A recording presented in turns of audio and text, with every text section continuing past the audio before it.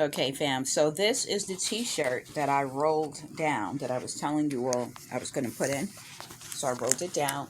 This is what that looks like.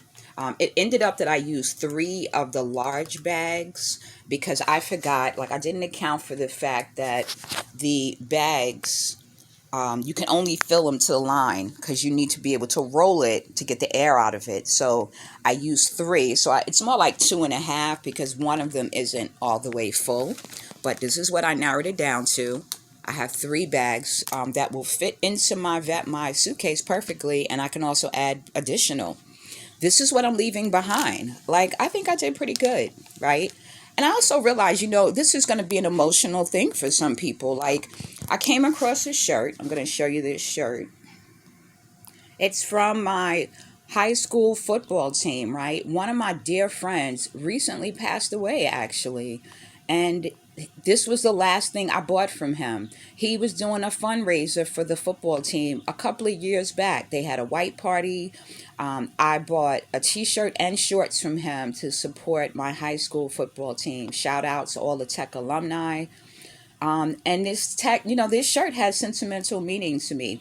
It's actually way too big because that was all they had left when I went to buy my shirt. It was an XL men's. So I'm going to give it to my son, right? And then my son can feel like, oh, I have, a piece of mom's history, even though she's not nearby. So I'm going to give it to my son. I also had another shirt. I'm going to show you that. Shout out to the king. Mr. Boseman, Chadwick Boseman. When the Wakanda movie came out, I made sure I bought a shirt. Again, they didn't have my size, but I didn't care because I figured I could sleep in it. I bought a men's XL. I'm going to leave this for my son, right? A young kid. He needs his Wakanda Forever shirt. So if you're having sentimental attachment to things, find people to give them to so that you feel better about leaving them behind or letting them go. So all of these items will be listed in my online store. All right, I got work to do, but I just wanted to show you all how you can get rid of things. Like there's no reason to be holding on to stuff.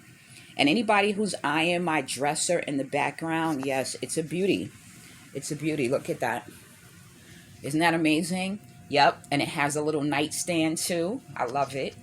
But this is the dresser. I have two of these dressers. One of them has the mirror on it. But I won't be taking them with me, right? I don't want any of this stuff. I'll be leaving this behind. So if anyone's interested, get in touch, shout out. Be local because I'm not doing any deliveries. So you would definitely have to come and pick it up. But this is where we are, right? Narrowing stuff down, letting things go, and just taking what you really need.